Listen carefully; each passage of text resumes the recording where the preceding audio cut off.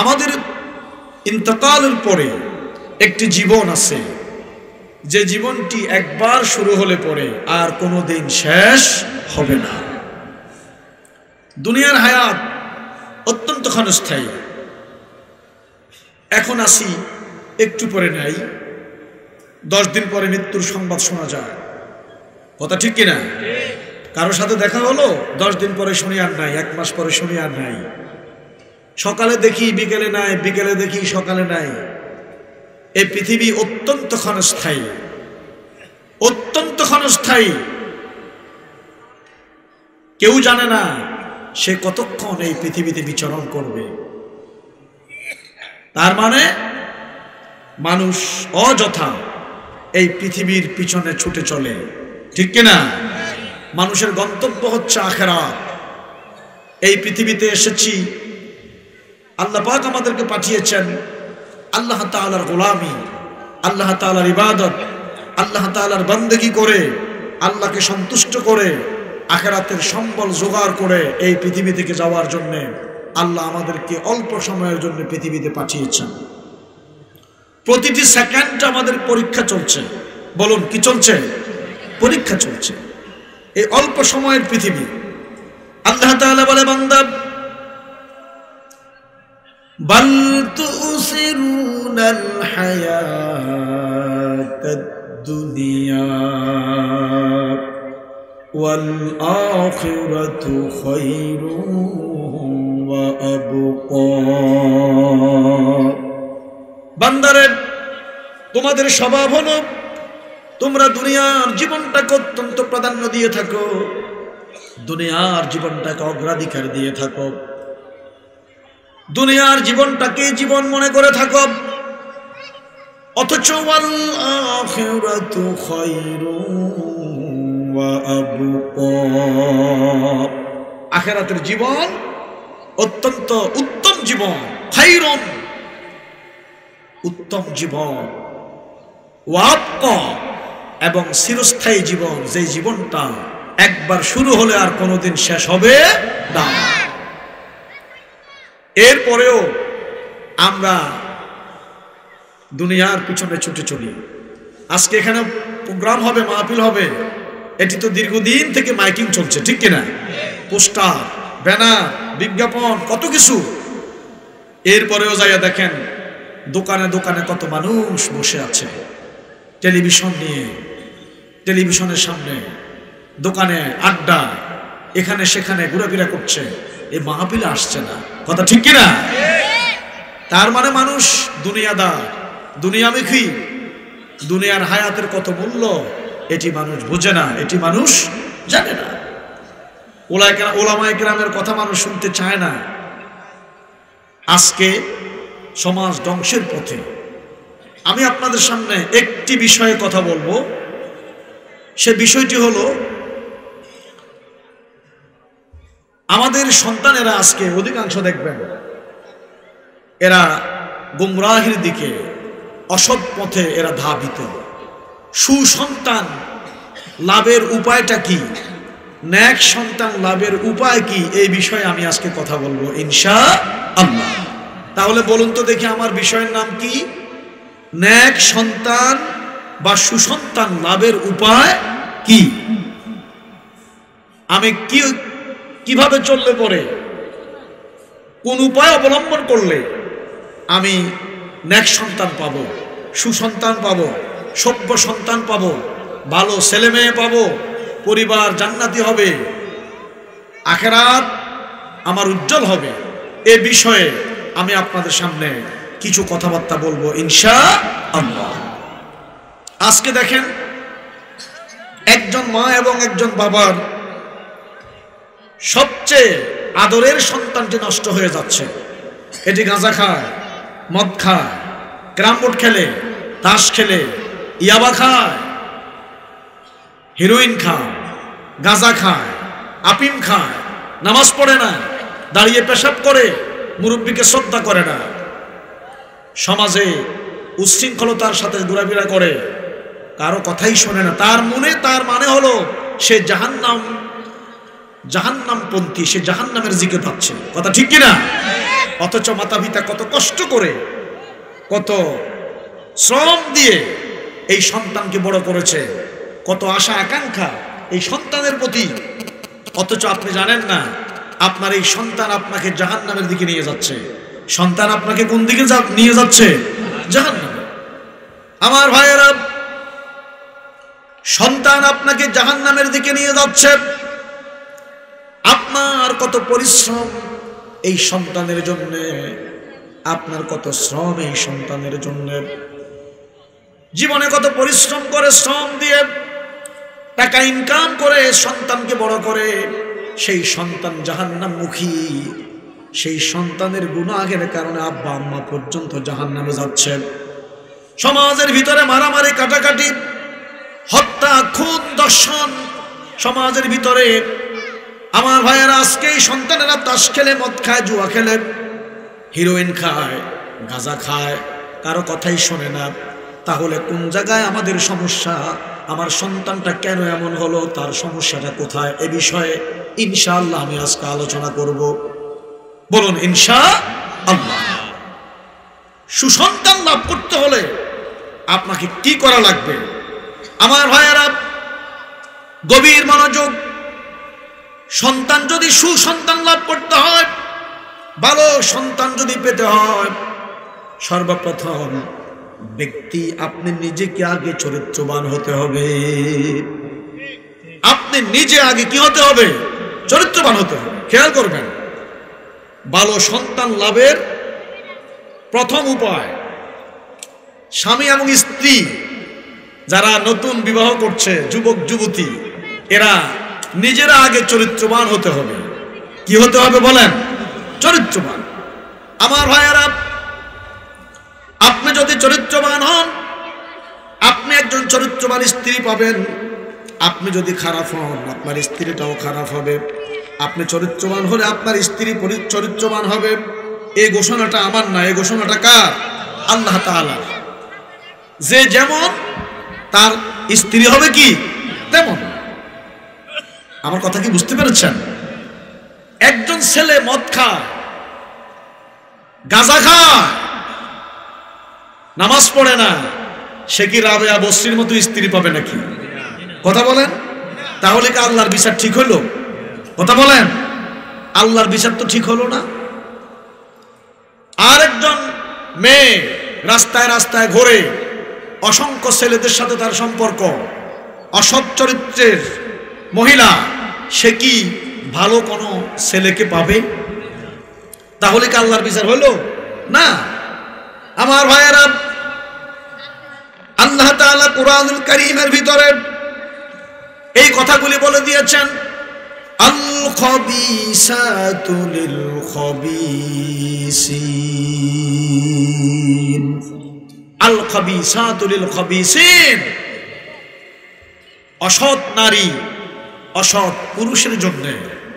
আমার কথা কি বুঝতে পারছেন? এই কথাটা কার? আল্লাহ তাআলা। আমার ভাইয়েরা, অসৎ নারী অসৎ পুরুষের জন্য।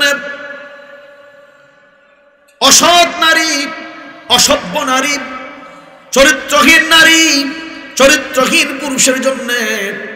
খবিস নারী খবিস পুরুষের জন্য। খারাপ নারীগুলি খারাপ পুরুষের জন্য। এই কথা কার? আল্লাহ। আল্লাহ তাআলা কখনো অন্যায় করে না, অন্যায় বিচার করে না।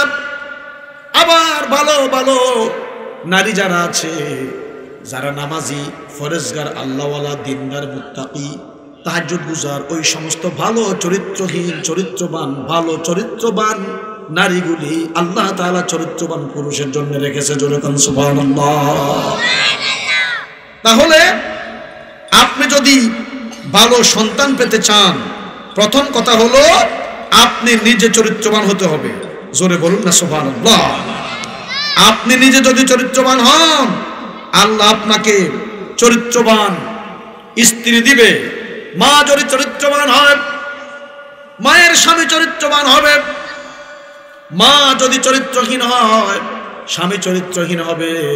আমার ভাইয়েরা, বন্ধুরা, তাহলে সুসন্তান লাভ করতে হলে প্রথম নাম্বার টিপস হলো আপনি নিজে চরিত্রবান হতে হবে, আপনার স্ত্রী চরিত্রবান হতে হবে। জোরে বলেন সুবহানাল্লাহ। তাহলে আপনি ভালো সন্তান আশা করতে পারেন। আজ থেকে খেয়াল করবেন, আমাকে চরিত্রবান হতে হবে। আমার ভাইয়েরা, এরপরে সামনে বিয়ে। আমার নবী বলেছেন বিয়ে করার ক্ষেত্রে ফাসফার বিজাতিদ দ্বীন, দ্বীনকে প্রাধান্য দাও, দ্বীনকে প্রাধান্য দিয়ে বিয়ে করাও। কথা কি বুঝেন নাই আপনারা? ছেলে বিয়ে করাবেন, আপনি তো সুন্দরী খোঁজেন, আপনি রূপসী খুঁজলেন, আপনি সুন্দরী খোঁজেন, আপনি খুঁজতেছেন অর্থওয়ালা, টাকাওয়ালা, পয়সাওয়ালা, বংশধর। আপনি তো দ্বীন খুঁজলেন না, তাকওয়া খুঁজলেন না, নামাজি চাইলেন না, ফরজগার মেয়ে কিনা দেখলেন না। আমার নবীজি বলেছেন বিয়ে করার জন্য 4টি জিনিস দেখবা। সম্পদ দেখবা। কি দেখবেন? সম্পদ দেখতে হবে, সম্পদ দেখতে হবে, বংশ দেখতে হবে, সৌন্দর্য দেখতে হবে, দ্বীন ধর্ম। কয়টা জিনিস হলো? এই 4টার ভিতরে দ্বীন যদি না থাকে, সম্পদের দাম নাই, সৌন্দর্যের দাম নাই, বংশের কোনো দাম নাই। দ্বীন যদি থাকে, ধর্ম যদি থাকে, সৌন্দর্যের দাম আছে, বংশের দাম আছে। কথা বোঝেন নাই? সম্পদের দাম আছে। এই জন্য নবীজি বলেছেন ফাসফার বিজাতিদ দ্বীন, বিয়ে করার সময় দ্বীনকে প্রাধান্য দাও, দ্বীনদারিকে প্রাধান্য দাও। আগে দেখতে হবে পরিবারটা আল্লাহওয়ালা পরিবার কিনা, নেককার পরিবার কিনা, জান্নাতি পরিবার কিনা। আমার ভাইয়েরা, মেয়েটা কোরআন পড়তে পারে কিনা, নামাজ পড়তে পারে কিনা, মেয়েটা পর্দানশীল কিনা। আপনি যদি বিয়ে করার সময় এগুলি দেখে বিয়ে করান সন্তানকে, ছেলেরা যদি বিয়ে করার সময় আল্লাহওয়ালা নারী দেখে, দিনদার মহিলা দেখে, খোদার কসম ওই বংশে অবশ্যই নেককার সন্তান জন্মগ্রহণ করবে। কথা ঠিক কিনা? আমাদের মূলে ঘাটতি, মূলে কি সমস্যাটা কোন জায়গায়? আমার ভাইয়েরা, এরপরে আপনি বিয়ের জন্য প্রস্তাব দিলেন, আর বিয়ের ভিতরে হারাম ঢুকালেন। প্রথম প্রস্তাব, আমার ছেলে এমএ পাস, এই ছেলেকে বিয়ে করাতে হলে আমাকে 5 লক্ষ টাকা যৌতুক দিতে হবে। কথা কন ঠিক কিনা? 5 লাখ টাকা দিতে হবে, 10 লাখ টাকা দেওয়া লাগবে, 7 লাখ টাকা দেওয়া লাগবে, আসবাবপত্র দেওয়া লাগবে, গাড়ি দিতে হবে, এই সেই বহু কিছু। আচ্ছা বলুন তো, কি এটাকে হালাল না হারাম? আরো জোরে বলুন, হালাল না হারাম? আমার ভাইয়েরা, বন্ধুরা, তাহলে বোঝা গেল বিয়ের নাম যখন আপনি নিচ্ছেন, সন্তানকে বিয়ে করাবেন, আপনার ভিতরে হারাম ঢুকলো, হালালের কোনো চিন্তা আপনার ভিতরে নাই। তাহলে বিয়ের শুরুটাই তো হচ্ছে কি দিয়া? হারাম দিয়ে। কথা বলেন, বিয়ের শুরুটা হচ্ছে কি দিয়া? হারাম দিয়া। আল্লাহর কসম করে বলি, বিয়েটা হচ্ছে হারাম দিয়া। হারাম, বিয়ের শুরু থেকে হারাম। যেই পরিবারে সন্তান বিয়ে করার সময় যৌতুক নিয়ে বিয়ে করায়, 10 লক্ষ টাকা নিয়ে বিয়ে করায়, 5 লক্ষ টাকা নিয়ে বিয়ে করায়, 2 লক্ষ টাকা, 1 লক্ষ টাকা, এক কথায় যৌতুক, যেটা মেয়ের বাবার থেকে ছেড়ে নেওয়া হয়, এটাকে কি বলা হয়? যৌতুক।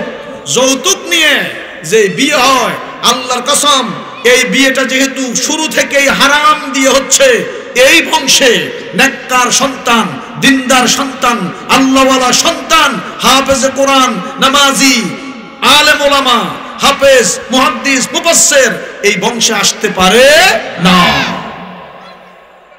আমার কথা কি আপনারা বুঝতে পারছেন? সুতরাং আমাদের মূলে হারাম। বলেন, মূলে কি হারাম? আহারে বিয়ে। এরপরে দেখেন, বিয়ের যখন ঠিকঠাক করলেন, ঠিকঠাক করার পরে আল্লাহর গজব, বিয়ে বাড়িতে 1 সপ্তাহ আগের থেকে শুরু হয় নাচ। কথা কম, নাচ, গান, বেসিয়ার, কি কয়, ডিস্কো, ডিস্কো নাচ, ভিডিও। তার মানে কি? অশ্লীলতা। 1 সপ্তাহ আগের থেকে শুরু। আল্লাহর কসম করে বলি, এই যে আপনার বিয়ে বাড়িতে বিভিন্ন মেয়ে ছেলেদের উঠা বসা, অশ্লীলতা, নাচ গান, ডোলফিটানি, বাদ্যযন্ত্র বাজানো, তারপরে এই যে ভিডিও দেখার নামে ছেলে মেয়ের যে একটা অবস্থা, গায়ে হলুদের নামে ছেলে মেয়ের যে মিলন মেলা, এই যে হারাম দিয়ে আপনার বিবাহটা শুরু।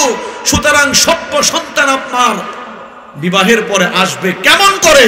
আপনার তো সব হারামে হারামে যাচ্ছে, কথা ঠিক কিনা? আমার ভাইয়েরা, সন্তান যদি সভ্য হতে হয়, ভদ্র হতে হয়, নম্র হতে হয়, বিবাহের সময় হালাল পন্থায়, বৈধ পন্থায় বিবাহ করা লাগবে, সুন্নতের নিয়মে বিবাহ করা লাগবে। আজকে বিবাহটা সম্পূর্ণ হারাম, নাউযুবিল্লাহি মিন যালিক। যেই যৌতুক, বিয়ের শুরুটা, হুজুরে বিয়ে পড়াইতেছে 5 লক্ষ টাকার মহারানার বিলাওয়াজে বিয়ে। আচ্ছা বলুন তো দেখি, যৌতুক দিবে কে? কথা কম। যৌতুক দিবে কে? মেয়ের বাবা যৌতুক দিচ্ছে ছেলের বাবারে। তাইলে বিয়েটা উল্টা হচ্ছে, সম্পূর্ণ মিথ্যা কথা। হুজুরেদের বিয়ে পড়াইতেছে 5 লক্ষ টাকা মহারানার বিলাওয়াজে, এই কথাটা সম্পূর্ণ কি? মিথ্যা। আপনার যেখানে মোহর, ছেলে মেয়েকে মোহর দিবে, স্বামী তার স্ত্রীকে মোহর দিবে, সেখানে বিয়ে পড়াচ্ছে হুজুর সম্পূর্ণ মিথ্যা কথা দিয়া, উল্টা মেয়ের বাবায় 5 লক্ষ টাকা ছেলেরে দিচ্ছে, কথা ঠিক কিনা বলেন? আল্লাহ তাআলা বলেছেন, ওয়াতুন নিসা সাদুকাতিহিন্না নিহলাতান। আল্লাহ তাআলা বলছেন, তোমরা তোমাদের স্ত্রীদেরকে সন্তুষ্ট চিত্তে মোহর দিয়ে দাও। তোমরা তোমাদের স্ত্রীকে আনন্দ চিত্তে, সন্তুষ্ট চিত্তে মোহর দিয়ে দাও। আজকে স্ত্রীকে মোহর না দিয়া উল্টা স্ত্রীর বাবার কাছ থেকে 5 লক্ষ টাকা নিয়ে যাচ্ছে আর বিয়ে পড়াচ্ছে 5 লাখ টাকার মহারানার বিলাওয়াজে। তার মানে বিবাহটাই মিথ্যা দিয়ে শুরু। কোন বিবাহকে দিয়ে শুরু? মিথ্যা। তাহলে আপনার হালাল জাদা ভালো সন্তান আশা করেন কেমন করে? আমার ভাইয়েরা, বন্ধুরা, এরপরে শুধুমাত্র 5 লক্ষ টাকা নয়, বউয়ের বাড়ি থেকে যা নিল তো নিল, এরপরে খাট, আলমারি, আলনা, কথা কন ঠিক কিনা, রঙিন টেলিভিশন নিতে নিতে নিতে নিতে সব। এখন কয়েকদিন পরে যখন ঝগড়া লাগে, তখন আবার বউ কয়, বেটা ফাজদামি করিস না, এই বেটা যে খাটের মধ্যে শুইছস, খাট কি তোর?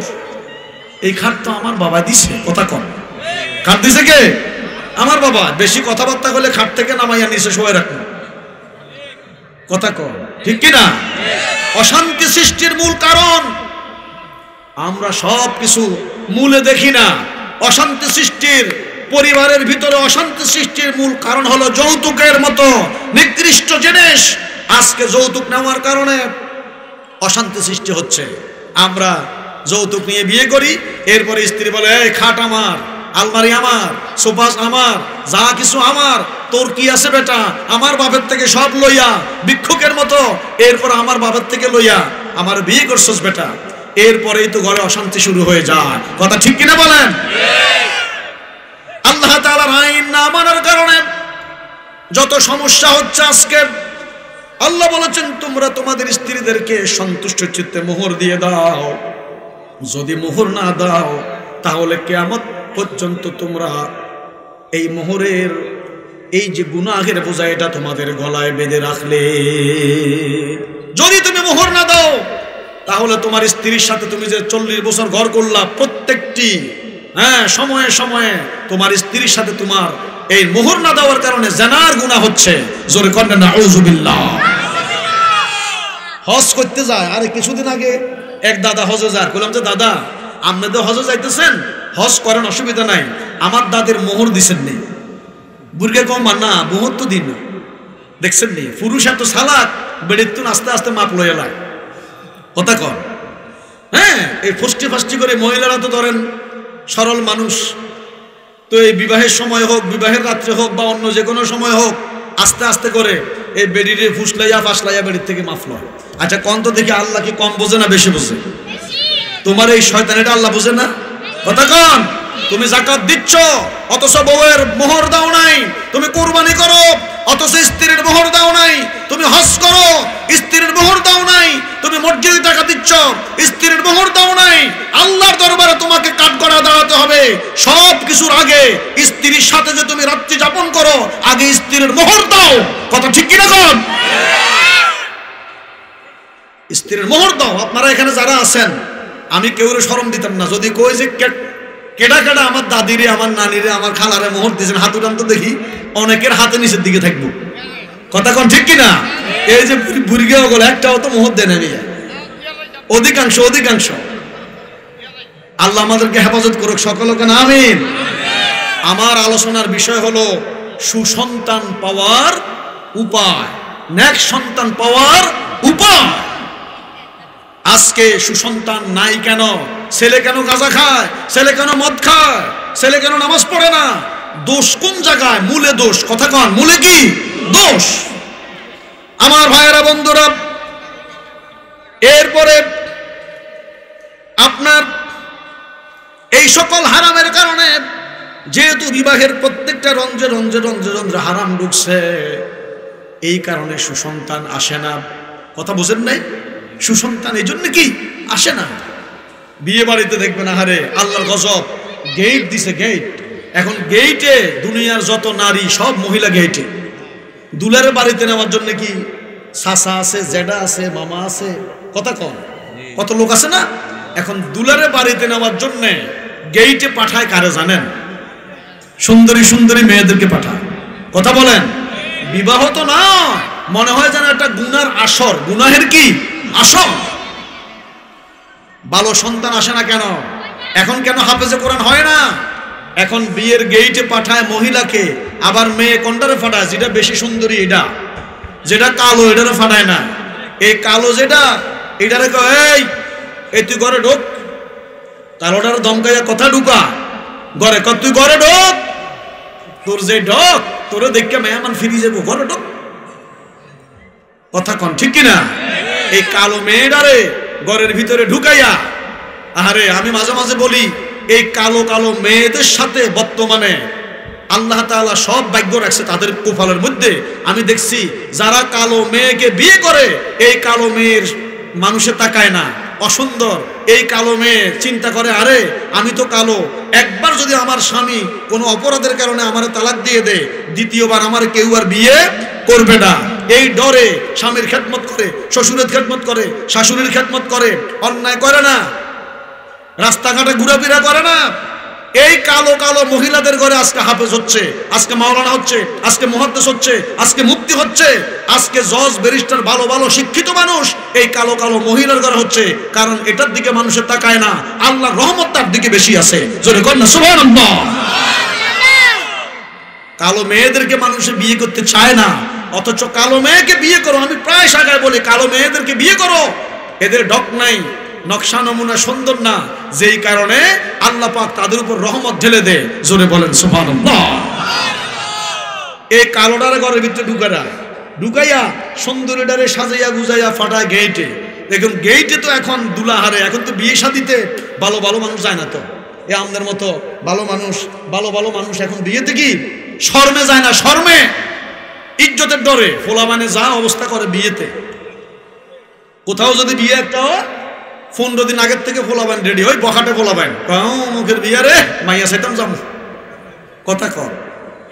এখন এই গেইটে পাঠায় সুন্দরী মেয়েদেরকে, যেটা বেশি সুন্দর এটারে সাজাইয়া গুজাইয়া নখ পাল্লিশ, ঠোঁট পাল্লিশ, আলতা স্নো সবকিছু দিয়া এরপরে গেইটে পাঠাইছে, কালাটারে ঘরে ঢুকে রাখছে।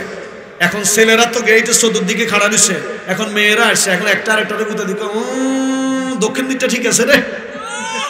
কথা কর। অবস্থাটা এমন কিনা কর, এই সমাজের অবস্থা এমন কিনা বলেন। এরপরে আবার এই মেয়ের নাম্বার সংগ্রহ করছে, মোবাইল নাম্বার সংগ্রহ করিয়া এই তো ফুটুস ফাটুস শুরু করে দিচ্ছে। এখন রাতে 3টা বাজে, রাতে 2টা বাজে, দুপুরে সকালে ফোন। এই কয়েকদিন পরে শোনা যায় আম্বিয়া বাপের ছেলে আশিকের বাপের মেয়েরে নিয়ে সম্পর্ক চলে গেছে, ভাগ্যে গেছে। কথা কন ঠিক কিনা?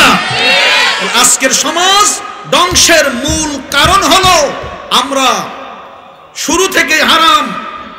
সন্তান ভালো হবে কোত্থেকে? এরপরে নাই পর্দা, পর্দা বলতে কিচ্ছু নাই। আর আগে বিয়ে শাদীতে পুরুষের জন্য আলাদা খাবারের ব্যবস্থা করত, নারীদের জন্য আলাদা খাবারের ব্যবস্থা করত। আর এখন এক জায়গায় নারী পুরুষ এক জায়গায়। আর আমার পর্যন্ত কয় আমার মুসল্লিরা কয়েকদিন আগে বিয়ে একটা হয়েছে, তো হুজুর আরে খাইলাম তো এত কিছু কইন না, খাইলাম কথা কয় এক স্যান্ডেলের ভিতরে মহিলাও পুরুষ। আপনাকে এই গ্রামে কি নাই? আছে না কোন? এখন হ্যাঁ, এটা তো বিপদ। এখন হুজুরের গোস্ত দেওয়ার সময় তো হাতের যে খাতিমদার তারা খুঁজে পাওয়া যায় না। ওই যে খাতিমদার তো ছেলে, ইয়াং ছেলে, হাতে হুজুরের কাছে আইয়ে না, হাতে তো বাবির কাছে ঘুরে। হুজুরের পাতে গোস্ত দেওয়ার জন্য লোক নাই, আর হাতে বাবির কাছে, ভাবে আরেকটু নেন, ব্যাগ আরেকটু নেন। কথা কর, আজকে হারামে হারামে সব শেষ হয়ে যাচ্ছে। কথা ঠিক কিনা বলেন আমার ভাইয়ারা? তাহলে সভ্য সন্তান না হওয়ার পিছনে অনেকগুলি কারণ রয়েছে। এই সকল কারণে সন্তান ভালো হচ্ছে না, কারণ শুরু থেকেই শুরু হচ্ছে, আপনার বিভাগের শুরু থেকেই আজকে শুরু হচ্ছে অন্যায়। কি অন্যায়? আমার ভাইয়েরা, বন্ধুরা, স্ত্রীরা স্বামীদের খেদমত করে না। এজন্য আমি বেশি দায়ী করি স্বামীদেরকে। স্বামীরা যদি ঠিক হয়ে যায়, ভদ্র হয়, সভ্য হয়, নম্র হয়, ভালো হয়, স্বামীরা স্ত্রীর সাথে উল্টা পাল্টা না করে। কি রে বেটা, কথায় কথায় তালাক দে, কথায় কথা কি তালাক? তোমার এটা কি কারবার? কত বিচার, কত তালাকের মাসলা আমাদের কাছে আসে। কি অন্য কোনো কথা আইয়ে না মুখে দিয়া? অন্য কোনো কথা আইয়ে না, তালাক দিয়া। এখন শাহাদাত হুজুরের কাছে যায়, ওই মাদ্রাসার প্রিন্সিপাল হুজুরের কাছে যায়, যাইয়া কয় যে আমার তো মাথা ব্যথা ঠিক আছিল না, আমি তো তালাক কই নাই, আমি কইছি সালাক না। কথা কন, কি কইছে এতে? সালাক। এই যে তুমি তালাক দিয়ে দিলা, এরপরে হুজুরের কাছে মিথ্যা কথা কইয়া এটারে জায়েজ করলা, উল্টা পাল্টা কইয়া, যতদিন পর্যন্ত তোমার স্ত্রীর সাথে তুমি থাকবা ততদিন পর্যন্ত হারামের সাথে তুমি থাকলা। কথা ঠিক কিনা? ভালো সন্তান কোথায় থেকে আসবে আমার ভাইয়েরা? আজকে একমাত্র হারামে হারামে আমাদের জীবন যায়, ভালো সন্তান আমরা পাই না। এই জন্য সমাজের নেককার সন্তান জন্মগ্রহণ করছে না আমার ভাইয়েরা। বিবাহের সময় আমাদেরকে লক্ষ্য করতে হবে যে সকল ক্ষেত্রে আমরা সুন্নতগুলি মানছি কিনা। একটু উচ্চ কণ্ঠে দুরূদ শরীফ পড়েন, আল্লাহুম্মা সাল্লি মাওলানা ওয়া আলা আলি সাইয়্যিদিনা।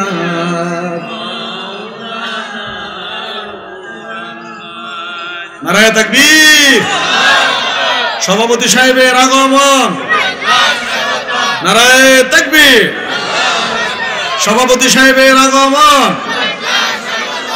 আলহামদুলিল্লাহ, আজকের মাহফিলের সম্মানিত সভাপতি আলহাজ গোলাম মোস্তফা খান সাহেব আমাদের মঞ্চে উপস্থিত হয়েছেন। আল্লাহ পাক যেন ওনার হায়াতে তাইয়্যিবা দারাজ করে, সকলে বলি আমিন। আরো জোরে বলি আমিন। এরপরে আসেন, নেক সন্তানের জন্য আল্লাহর কাছে দোয়া করা দরকার আছে, ঠিক কিনা? এখন তো কিচ্ছু নাই, বিয়ে করছে, বিয়ে করার পরে শরীয়তের কাজ আছে না নাই? কথা কন, সুন্নতি তরিকা আছে না নাই? এখন এত শ্বশুর বাড়িতে গেছে, শ্বশুর বাড়ি যাওয়ার পরে শাশুড়ি ঠিকঠাক মতো হাতে খাওয়াইছে, খাওয়ানোর পরে এত পরের দিন সকালবেলা 8টায় ঘুমুতে ওঠে। কথা কন, কটা বাজে? তাহলে তোমার কোথায় গেল নামাজ? তুমি যে রাত্রি স্ত্রীর সাথে যাপন করলা, আর এখন তো দোয়াও দুনিয়াতে সব নাই, দোয়াও নাই। কথা কন, দোয়া আছে? সুসন্তান কোত্থেকে আসবে? আমার নবী শিখিয়ে দিয়েছেন, তুমি যখন তোমার স্ত্রীর সাথে রাত্রি যাপন করবে তখন পড়ে নিবা বিসমিল্লাহ আল্লাহুম্মা জান্নিবনা শাইতানা ওয়া জান্নিবিশ শাইতানা মা রাযাকতানা। তুমি দোয়া পড়ে নেবা, তাহলে শয়তান আর তোমার উপরে ভর করবে না, আসর করবে না। তোমার স্ত্রী থেকে নেক সন্তান দুনিয়াতে আসবে। জোরে কোন সুবহানাল্লাহ। আজকে তো নেক সন্তানের জন্য যে দোয়াই নাই, নামাজ নাই, কালাম নাই, কিচ্ছু নাই, দোয়া কালাম কিছুই নাই, এমনি জীবন চলছে। 8টা বাজে ঘুমের থেকে উঠছে, তাহলে এই লোকের ঘরে কি নেক সন্তান আসবে? কথা বলে, নেক সন্তান আসবে? না। দোয়া না পড়ে যদি কেউ স্ত্রীর সাথে একত্র হয়, ওই সন্তানের মধ্যে শয়তানের অংশ থাকে। আর এই দোয়ার অর্থই হলো আল্লাহুম্মা জান্নিবনা শাইতান, আল্লাহ তুমি আমাদেরকে শয়তান থেকে বাঁচাও, ওয়া জান্নিবনা শাইতানা মা রাযাকতানা, আর আমাদেরকে যেই সন্তান দিবা এই সন্তানের মধ্যে শয়তানের কোনো অংশ রাখিও না। জোরে কর না সুবহানাল্লাহ। এখন কোথায় দোয়া, কোথায় নিয়ম, কোথায় কানুন, কোথায় নামাজ? কিচ্ছু নাই। কোথায় গোসলের নিয়ম কানুন, ফরজ গোসল? কিচ্ছু নাই।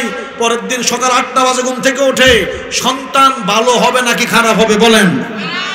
এই সন্তান তো ভালো হইতেই পারে না। আমার ভাইয়েরা, এরপরে সন্তানের জন্য দোয়া করা লাগবে। আমার নবী সাল্লাল্লাহু আলাইহি ওয়াসাল্লাম দেশ দোয়া শিখিয়েছেন, সেই দোয়া ছাড়াও আল্লাহ তাআলা দোয়া শিখিয়ে দিয়েছেন। ইব্রাহিম আলাইহিস সালাম এক সন্তানের জন্য দোয়া করেছেন, রব্বি হাবলি মিনাস সালিহিন। বলেন না, রব্বি হাবলি মিনাস সালিহিন। হে আল্লাহ, আমাদেরকে নেক সন্তান দাও। আজকে তো আমরা দোয়াই ভুলে গেছি, কথা ঠিক কিনা? আমার ভাইয়েরা, জাকারিয়া আলাইহিস সালাম একদম বৃদ্ধ বয়সে সন্তানের জন্য দোয়া করেছেন, রব্বি লা তাযারনি ফারদাও ওয়া আনতা খায়রুল ওয়ারিসিন। রব্বি লা তাযারনি ফারদাও ওয়া আনতা খায়রুল ওয়ারিসিন। আল্লাহ, আমাকে তুমি একা ছেড়ে দিও না। আল্লাহ, তুমি আমাকে উত্তম সন্তান দাও। আল্লাহ, আমাকে তুমি নেক সন্তান দান করো। ওয়া আনতা খায়রুল ওয়ারিসিন। আল্লাহ, আপনি তো উত্তম ওয়ারিস দাতা। জোরে বলুন না সুবহানাল্লাহ। আমার ভাইয়েরা, সব নবীরা সন্তানের জন্য আল্লাহর কাছে দোয়া করেছেন।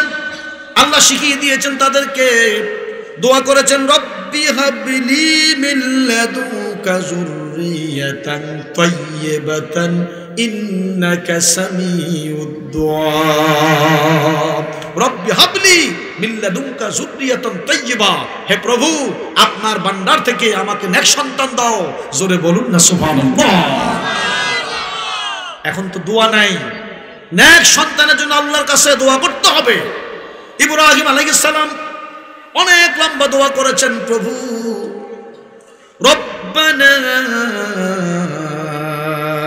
ওয়াজআলনা মুসলিমাইনি লাকা ওয়া মিন যুররিয়াতিনা উম্মাতাম মুসলিমাতাল লাক। ইব্রাহিম আলাইহিস সালাম দোয়া করেছেন, আল্লাহ, আমাকে এবং আমার সন্তান ইসমাইলকে আল্লাহ তুমি তোমার আনুগত্য মুসলিম হিসাবে গ্রহণ করো। জোরে বলেন না সুবহানাল্লাহ। এখন কি আমরা দোয়া করি বংশের জন্য, সন্তানের জন্য? আমরা কোনো দোয়া করতেই জানি না, দোয়া শিখিয়ে নাই, কথা ঠিক কিনা বলেন? উচ্চ কণ্ঠে একটু দুরূদ শরীফ পড়েন, আল্লাহুম্মা সাল্লি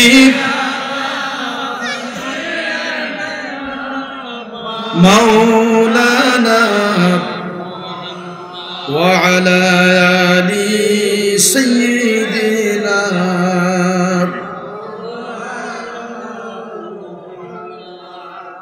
আমার ভাইয়েরা, দিন যদি কেউ না মানে, ইসলাম যদি কেউ না মানে, তাহলে তার উপরে যত মুসিবত, যত বিপদ আপদ আরোপিত হয়, ঠিক কিনা?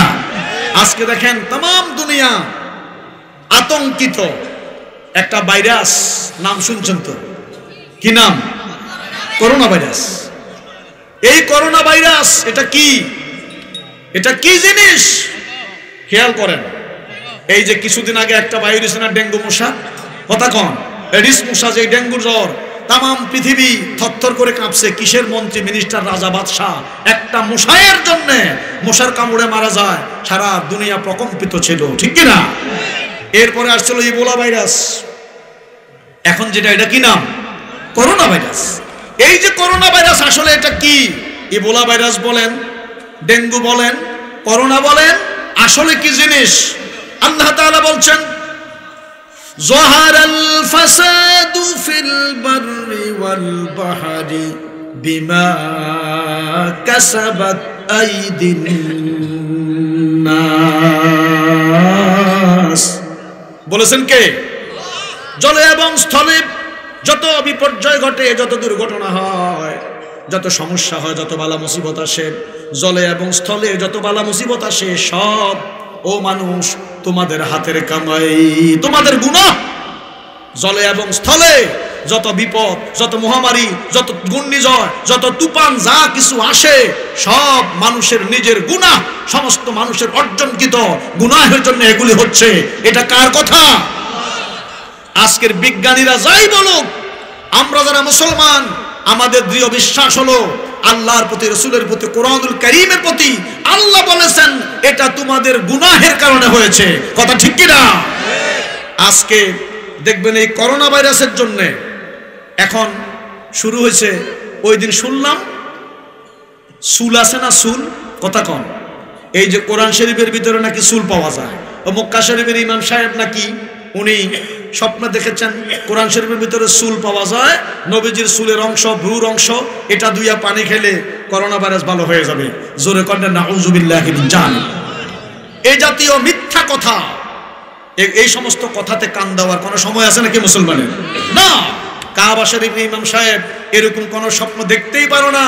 এটা উনার উপরে একটা মিথ্যা কথা, উনার নামে সারা দুনিয়াতে চালিয়ে দেওয়া হয়েছে। কথা ঠিক কিনা? এটা মিথ্যা। এই করোনা ভাইরাসের চিকিৎসা কি? এই করোনা ভাইরাস, এটার জন্য দেখেন এক একজন এক এক ওষুধের কথা বলে, এক একজন এক এক ওষুধের কথা বলে। আসলে এটার চিকিৎসাটা কি? আমার আল্লাহ কি বলেন, রাসূল কি বলেন? দেখেন, ইসলাম এমন এক ধর্ম, যেই ধর্মের প্রত্যেকটি কাজ আমার আল্লাহর পক্ষ থেকে নির্দেশিত। জোরে বলুন না সুবহানাল্লাহ। আল্লাহ তাআলা যেই সকল বস্তুকে আমাদের জন্য হালাল করেছেন, এই হালাল বস্তুগুলো যদি আমরা ব্যবহার করি, হালাল প্রাণীগুলো যদি আমরা খাই, হারাম থেকে যদি আমরা বাঁচতে পারি, তাহলে করোনা ভাইরাস আর থাকবে না। আল্লাহ শুকর করেছেন, হারাম না হালাল? ইঁদুর হালাল না হারাম? বিড়াল হালাল না হারাম? চিকা হালাল না হারাম? ব্যাং হালাল না হারাম? কথা বলেন, এগুলি কি হারাম? আর যেই দেশে ইঁদুর খায়, ব্যাং খায়, চিকা খায়, যেই দেশের মানুষ আপনার এই কি বলে যে এই কুকুর খাচ্ছে, শুকর খাচ্ছে, এই সমস্ত হারাম খাদ্য আল্লাহ যেটাকে হারাম করেছেন, তারা এটা নিজের জন্য হালাল করেছে। এই হারাম ভক্ষণ করার কারণে আজকে এই সকল বিমার হচ্ছে। কথা ঠিক কিনা বলেন? এটার জন্য দায়ী তোমরা নিজেরাই। আল্লাহ যেটাকে হালাল করেছেন সেটা তোমরা কি করেছো? হারাম। আর তোমরা যেটা আল্লাহ যেটা হালাল করেছে সেটা করেছো হারাম, আল্লাহ যেটা হারাম করেছে সেটা তোমরা নিজের জন্য করেছো কি? হালাল। এরপরে দেখেন মুসলমানরা যেরকম গরুর মাংস কত সুন্দর করে ময় মশলা দিয়ে সিদ্ধ করে খায়, ঠিক কিনা? রান্না করে খায়। এরা কাঁচা কাঁচা খায়, ইঁদুর খায়, টিকটিকি খায়, বিড়াল খায়, কুকুর খায়, কাঁচা কাঁচা কাঁচা, যেই কারণে এদের উপরে এই গজব। কথা ঠিক কিনা বলেন? আর এই যে সুন্নত, আমার নবীজির সুন্নত, জোরে কন্যা সুবহানাল্লাহ, এই সুন্নতের আমল কেউ যদি করে, ওই ব্যক্তি করোনা ভাইরাস থেকে মুক্ত থাকতে পারবে। সুন্নতের আমল, যেমন আজকের বিজ্ঞান বলতেছে করোনা ভাইরাস থেকে বাঁচতে হলে হাত ধো, হাত তো হাত বারবার পরিষ্কার করো, হ্যাঁ, মুখের মধ্যে মাস্ক লাগাও, হাসি যেন কারো গায়ে না যায়। এই কথা তো আমার নবী, বিশ্ব নবী আজ থেকে 1400-1500 বছর আগে বলে দিয়েছে। জোরে বলেন না সুবহানাল্লাহ। একজন মানুষ যখন নামাজ পড়ে, ওই নামাজি নামাজ পড়ার আগে প্রতিদিন কয়বার ওযু করা লাগে? জোরে করেন না সুবহানাল্লাহ। একজন নামাজি নখ কাটে, নখ পরিষ্কার থাকে, বারবার ওযু করে। আর ওযু করার কারণে তাহলে বিজ্ঞান আজকে যেটা বলতেছে, আজকে ডাক্তার, আজকে সায়েন্স যেটা বলতেছে, বিশ্বনবী আজ থেকে 1500 বছর আগে সেই কথাই তো বলেছে। জোরে বলুন না সুবহানাল্লাহ। নবীজি বলেছেন, কেউ যদি হাসি আসে হাসি দাও তোমরা সতর্কতার সাথে, যাতে তোমাদের হাসির যে ময়লা, হাসির যে বেশি বাতাস, তোমাদের সর্দি কাশিগুলি যেন বাহিরে না ছড়ায়, তোমরা নিয়ন্ত্রণ করে রাখো, হাত দিয়ে রাখো, কাপড় দিয়ে রাখো। আজকে তারা পর্দা করে, পুরা শরীর ঢেকে রাখে, নাক মুখ ঢেকে রাখে। আল্লাহ রাসূলের বিধান ভালো লাগে না, আজকে বাধ্য হয়েই সেটা মানতে হচ্ছে। কথা ঠিক কিনা বলেন? তাহলে আমার ভাইয়েরা, যেই কথা আজকে তোমরা বলছো, বিশ্বনবীজি এটা বলেছেন 1500 বছর আগে। সুতরাং এই করোনা ভাইরাসের ওষুধ হলো নামাজ, এই করোনা ভাইরাসের ওষুধ হলো বারবার ওযু। হাত ধোয়া, মুখ পরিষ্কার, নাক পরিষ্কার। কথা বুঝেন? একজন নামাজীর চাইতে শ্রেষ্ঠ পরিষ্কার পরিচ্ছন্নতা আর কেউ করে না। একজন নামাজীর চাইতে শরীর এত সুন্দর, নাক পরিষ্কার, হাত পরিষ্কার, বারবার কুলি, বারবার হাত ধোয়া, শরীর পাক, কাপড় পাক। কথা ঠিক কিনা কোন? নামাজীর শরীর পাক, পায়খানা থেকে পরিষ্কার, প্রস্রাব থেকে পরিষ্কার, ডিলানে কুলুকনে সকল দিক থেকে পরিষ্কার পরিচ্ছন্ন। সুতরাং যারা আমার নবীর সুন্নতকে গ্রহণ করেছে, যারা নামাজ পড়ে, কোনদিন তাদের কাছে এই সকল রোগ আসতে পারে না। এজন্য এটার ওষুধ হলো নামাজ। এরপরে খেয়াল করেন, দোয়া, আমার নবীজি দোয়া শিখিয়েছেন। আজকে তো আমরা দোয়া পড়ি না। আমার সাথে পড়েন, আল্লাহুম্মা ইন্নী আউযু বিকা মিনাল বারাসি ওয়াল জুনুনি ওয়াল জুজামি ওয়া মিন সাইয়্যিল আসকাম। নবীজি বলেছেন, এই দোয়া পড়ো, তাহলে যাবতীয় বিমার আমার থেকে, রোগ ব্যাধি থেকে তুমি মুক্ত থাকতে পারবে। সব কিছু আমার ইসলামের ভিতরে আছে। জোরে বলুন না সুবহানাল্লাহ। আরো জোরে বলেন সুবহানাল্লাহ। আল্লাহ তাআলা বলেছেন, ওয়া নুনাজ্জিলু মিনাল কুরআনি মা হুয়া শিফাউন ওয়া রাহমাতুল লিল মুমিনিন। আমি যে কোরআন নাযিল করেছি, এই কোরআনের ভিতরে তোমাদের জন্য শিফা আছে। জোরে বলেন সুবহানাল্লাহ। কোরআন হলো তোমাদের জন্য শিফা, রোগের জন্য ঔষধ আর রহমত। সুতরাং ওই সুল দিয়া পানি খাওয়া ওষুধ নয়, ওষুধ হলো সূরা ফাতিহা পড়ে ফু দিয়া পানি খাওয়া। জোরে কর না সুবহানাল্লাহ। ওষুধ হলো সূরা নাস পড়ো, শরীরে ফু দাও। সূরা ফালাক পড়ো, শরীরে ফু দাও। সূরা ইয়াসিন তেলাওয়াত করে শরীরে ফু দাও। তারপরে সূরা ফাতিহা পড়ো। এই সূরা ফাতিহা তোমার করোনা রোগের ঔষধ। আয়াতুল কুরসি তেলাওয়াত করো, এটা তোমার করোনা রোগের ঔষধ। সূরা ফাতিহা পড়ো, এটা করোনা বিমারের ঔষধ। সূরা নাস পালাক পড়ো, এটা করোনা রোগের ঔষধ। সূরা ইয়াসিন পড়ো, এটা তোমার ঔষধ। 5 ওয়াক্ত নামাজ পড়ো, এটা তোমার ঔষধ। ওযু করো, বারবার হাত ধো, পা ধো, হাত ধো, পা ধো, ওযু করো। তারপরে নাক পরিষ্কার করো, হাসিকে কন্ট্রোল করো, হাইকে কন্ট্রোল করো। এটা তোমার করোনা ভাইরাসের ঔষধ। সুতরাং এই করোনা ভাইরাসের ঔষধ হলো সুন্নতকে গ্রহণ করা। বিশ্ব নবীর সুন্নতকে পালন করলেই এই করোনা ভাইরাস আর আসতে পারে না। সাবধান, ইসলাম কমপ্লিট কোড অফ লাইফ, পরিপূর্ণ জীবন বিধান, এটার ভিতরে সব আছে। তাহলে আজ থেকে আপনারা এই কথাগুলি খেয়াল করবেন যে এই পর্দা করাটাও কিন্তু করোনা ভাইরাস থেকে বাঁচার একটা উপায়। কারণ মহিলারা দেখবেন মুখ ঢেকে, যখন আজকে পুরুষেরা মাস্ক পরে, মহিলারা তো মুখ ঢাকার কথা আল্লাহই বলে দিয়েছে। জোরে কর না সুবহানাল্লাহ। পর্দা করার কথা বলে দিয়েছে। হ্যাঁ, পুরুষেরও পর্দা আছে। সুতরাং এই সকল বিষয়গুলো যদি আপনি মানেন, মুখ ঢেকে রাখেন, ঠিক মতো ওযু করেন, হাত পাও ধৌত করেন, 5 ওয়াক্ত নামাজ পড়েন, পবিত্রতা অবলম্বন করেন, কোরআনুল কারীমের তিলাওয়াত করেন, বিভিন্ন আয়াতে শিফা তিলাওয়াত করেন, সূরা নাস পালাক তিলাওয়াত করেন, সূরা ফাতিহা তিলাওয়াত করেন, তাহলে করোনা ভাইরাস আপনাকে আক্রান্ত করতে পারে না। উচ্চ কণ্ঠে একটু দুরূদ শরীফ পড়েন, আল্লাহুম্মা সাল্লি মাওলানা ওয়া আলা আলি সাইয়্যিদিনা।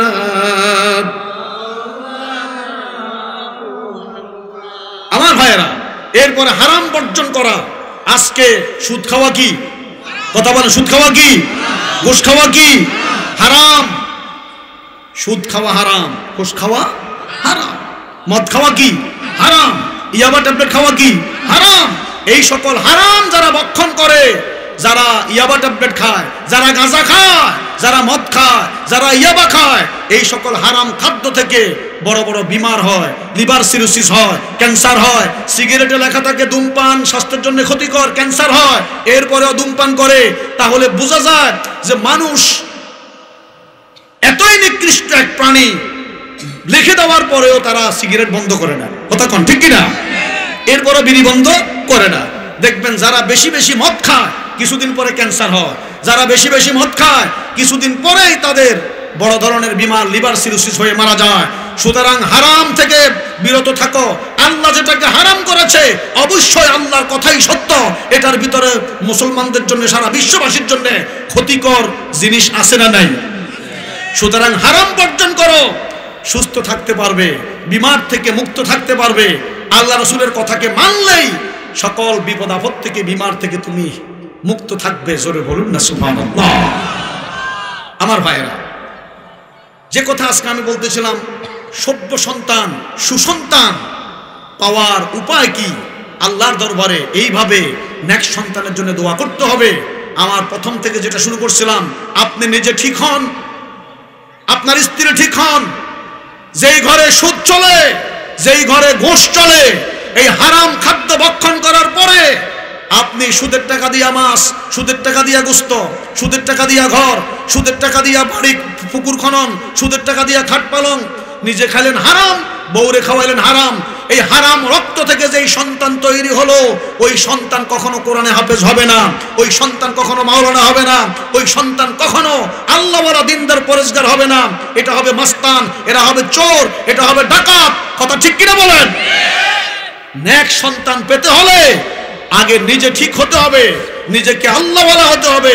রিক্সা যারা চালায়, রিক্সা চালক যারা, এই রিক্সা চালকেরা, এদের টাকা 100% হালাল। আপনাকে এখান থেকে শহীদ দোকান নিবে, 10 টাকা দিবেন। গর্ত যদি 20টাও পড়ে, আপনাকে টাইনা নিলে 10 টাকা দেন। সুতরাং রিক্সার ড্রাইভারের সন্তান ভালো হয় কেন? আজকে গরিবের সন্তান কোরআনে হাফেজ হচ্ছে, আর কোটিপতিদের সন্তান আজকে কোরআন পড়ে না। এরা ডাকাতি করে, এরা চুরি করে, এরা জেনা করে, এরা ব্যভিচার করে, মা বাবার ইজ্জত নষ্ট করে, এরা সমাজে দুষ্কৃতি করে। তার কারণ অন্য কাউকে দোষ দিবেন না, আপনার নিজের দোষ। আপনি সারা জীবন হারামের সাথে সম্পৃক্ত, আপনার পরিবারে আল্লাহওয়ালা সন্তান আসতে পারে না। কুকুরের সন্তান কখনো হরিণ হয় না, আর হরিণের সন্তান কখনো কুকুর হয় না।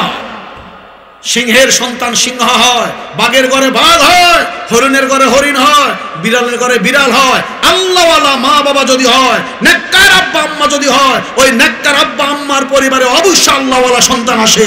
কথা ঠিক কিনা? সন্তান পেটে আসলো, আমার ভাইয়েরা, দুঃখজনক, বেগুন খেতে যখন বেগুনের করা আসে, আপনি ঝাড়ু টানিয়া দিলেন যাতে বেগুনে মুখ না লাগে। কথা কোন ঠিক কিনা? বেগুন খেতে যখন করা আসলো, আপনি চুনকালি দিলেন, ঝাড়ু টানিয়া দিলেন যাতে বেগুন রক্ষা হয়। লাউ খেতে, কদু খেতে যখন করা আসলো, আপনি কদুকে যেন কেউ মুখ না লাগায়, আপনি কি করলেন? ঝাড়ু টানিয়া দিলেন, চুনকালি দিয়ে দিলেন। অথচ আপনার স্ত্রীর পেটে সন্তান, স্ত্রী সন্তানকে নিয়ে রাস্তায় রাস্তায় রাস্তায় রাস্তায় ঘুরে, মার্কেট করে, হাটে বাজারে যায়। কত হাজার পুরুষে দেখে গরিপুর বাজারে যায়, দাউদকান্দি বাজারে যায়। এই স্ত্রী সন্তান কোনোদিন নেককার আল্লাহওয়ালা হতে পারে না। ঠিক কিনা? লাউয়ের কড়াতে যদি মানুষের নজর লাগতে পারে, কথা কন, কথা কন ঠিক কিনা? বেগুনের কড়াতে যদি মানুষের নজর লাগতে পারে, গাভী বাচ্চা দেওয়ার পরে গাভীর দুধ যেন নষ্ট না হয়, হুজুরের তো তাবিজ নেই, এরপরে গাভীর জুতা একটা টানায় দেয় গলার মধ্যে। এটার জন্য যদি আপনি এত কিছু বোঝেন, আপনার স্ত্রীর পেটে যে সন্তান, এটা নিয়ে যে রাস্তায় রাস্তায় ঘুরে, মানুষের নজর লাগে না? কথা কন ঠিক কিনা? তাহলে আপনার এই স্ত্রীর গর্ভের সন্তান আল্লাহওয়ালা হবে কেমন করে? আজকে যেরকম ভাইরাস একজনকে ধরলে সারা দেশ হয়ে যায়, সারা পৃথিবীর প্রায় 100টা দেশে আতঙ্কিত, সারা পৃথিবী আজকে আতঙ্কিত, 100 দেশে প্রায় ছড়াইয়া গেছে। মানুষের হাসিতে কাশিতে যদি ভাইরাস থাকে, এই ভাইরাসে যদি মানুষ মারা যেতে পারে, তাহলে আপনার স্ত্রীর প্রতি কত হাজার অসভ্য পুরুষের নজর, কত হাজার অসভ্য পুরুষের নজর আপনার স্ত্রীর প্রতি, আপনার স্ত্রীর সৌন্দর্যের প্রতি। আপনার স্ত্রীর এই মানুষের নজরে কি স্ত্রীর ভিতরে কি ভাইরাস ঢোকে না? কথা কন, কথা কন ঠিক কিনা? স্ত্রীর ভিতরে কি ভাইরাস ঢোকে না? কত খারাপ মানুষ আপনার স্ত্রীর দিকে তাকালো। সুতরাং আজকের আলোচনার বিষয় হলো নেক্সট সন্তান কি করে পাবেন। নেক্সট সন্তান পেতে হলে আপনাকে পর্দা করা লাগবে, সুদমুক্ত জীবনযাপন, ঘুষমুক্ত জীবনযাপন, হারাম বর্জন করা লাগবে। পেটে সন্তান নিয়ে কোরআন তেলাওয়াত করবেন, পেটে সন্তান নিয়ে নামাজ পড়বেন, পেটে সন্তান নিয়ে তাহাজ্জুদ পড়বেন, তাহলে আপনি নেক্সট সন্তান অবশ্যই পাবেন। আল্লাহ যেন কথাগুলি আমল করার তৌফিক দান করে। সকলে বলি আমিন, আরো জোরে বলি আমিন। সম্মানিত উপস্থিতি, আজকের এই প্রোগ্রামটা মসজিদের প্রোগ্রাম। এই মসজিদের অনেক চাহিদা, কথা কি বুঝতে পারছেন? অনেক চাহিদা, কাগজটা করবে। ছোট্ট একটা কাগজ দিয়েছিল ভাই পাঠান সাহেব।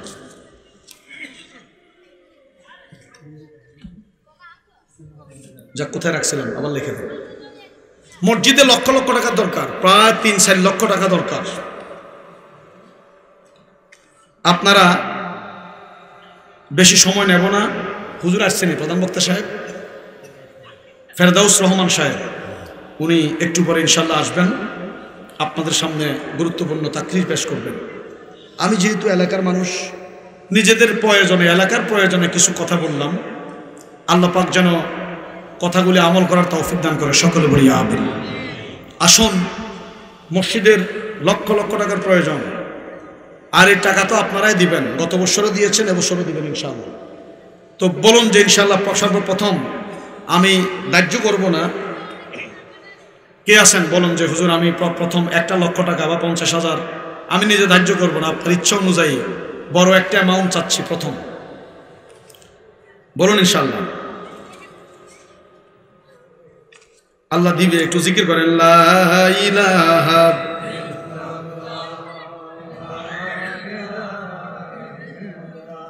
সুবহানাল্লাহ আলহামদুলিল্লাহ লা ইলাহা সুবহানাল্লাহ আলহামদুলিল্লাহ লা ইলাহা সুবহানাল্লাহ আলহামদুলিল্লাহ লা ইলাহা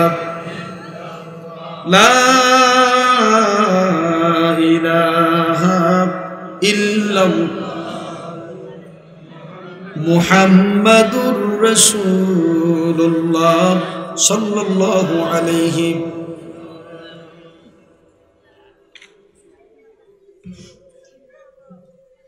আলহামদুলিল্লাহ।